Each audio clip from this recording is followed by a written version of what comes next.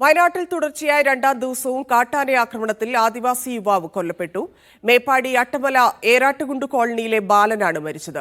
രാവിലെയാണ് തേയിലത്തോട്ടത്തിനുള്ളിൽ പ്രദേശവാസികൾ മൃതദേഹം കണ്ടത്. കടുത്ത പ്രതിഷേധത്തിനൊടുവിലാണ് മൃതദേഹം പ്രദേശത്തു നിന്ന് മാറ്റാൻ നാട്ടുകാർ അനുവദിച്ചത്. മൃതദേഹം വീട്ടുവളപ്പിൽ സംസ്കരിച്ചു. ജില്ലയിൽ നാളെ UDF ഹർത്താൽ പ്രഖ്യാപിച്ചു. ചൂരൽമല അങ്ങാടിയിൽ നിന്ന് വീട്ടിലേക്ക് പോകുന്നതിനിടെ ഹാരിസൺ മലയാളം പ്ലാന്റേഷന്റെ തേയിലത്തോട്ടത്തിനുള്ളിൽ വെച്ചാണ് ഇന്നലെ രാത്രി ബാലനെ കാട്ടാന ആക്രമിച്ചത്. രാവിലെ ജോലിക്ക് പോകാനെത്താത്തതിനാൽ അന്വേഷിച്ചപ്പോഴാണ് ക്രൂരമായി കൊലപ്പെടുത്തിയ നിലയിൽ മൃതദേഹം കണ്ടെത്തിയത്. കാണുമ്പത്തെ അവസ്ഥ തല ചപ്പി ഒന്നുമില്ല. തലച്ചോറും ഇറച്ചി പീസൊക്കെ വേറെ വേറെ കിടക്കുകയും തലക്ക് ശരിക്കും ചവിട്ടി അരിച്ചു കളഞ്ഞു. മരണവിവരം അറിഞ്ഞതോടെ പ്രതിഷേധം അണപൊട്ടി. പോസ്റ്റ്മോർട്ടം നടപടികൾക്ക് കൊണ്ടുപോകാൻ അനുവദിക്കാതെ മൃതദേഹവുമായി നാട്ടുകാർ പ്രതിഷേധിച്ചു.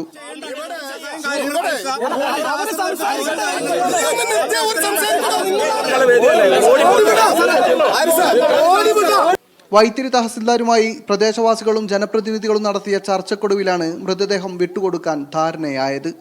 സുൽത്താൻ ബത്തേരി താലൂക്ക് ആശുപത്രിയിലേക്ക് മൃതദേഹം പോസ്റ്റ്മോർട്ടത്തിനായി മാറ്റിയ ശേഷവും വിവിധ സംഘടനകളുടെ നേതൃത്വത്തിൽ മേപ്പാടി ടൗണിൽ പ്രതിഷേധ പ്രകടനവും മാർച്ചും അരങ്ങേറി. നാളെ UDFന്റെ നേതൃത്വത്തിൽ ജില്ലയിൽ ഹർത്താലും പ്രഖ്യാപിച്ചിട്ടുണ്ട്. ചൂരൽമല മുണ്ടക്കൈ ഉരുൾപൊട്ടലിനെ തുടർന്ന് അട്ടമല പള്ളിക്കു സമീപത്തെ എസ്റ്റേറ്റ് ക്വാർട്ടേഴ്സിലായിരുന്നു ബാലൻ താമസിച്ചിരുന്നത്. ജോലി ആവശ്യാർത്ഥവും മറ്റും പഴയ താമസസ്ഥലമായ ഏറാട്ടുകുണ്ട് കോളനിയിലേക്ക് ബാലൻ പോകാറുണ്ടായിരുന്നുവെന്നും ഈ യാത്രക്കിടെയാണ് ഇദ്ദേഹം ആക്രമണത്തിനിരയായതെന്നും പ്രദേശവാസികൾ പറഞ്ഞു. ടിയാനി സലി, മീഡിയ 1, വയനാട്.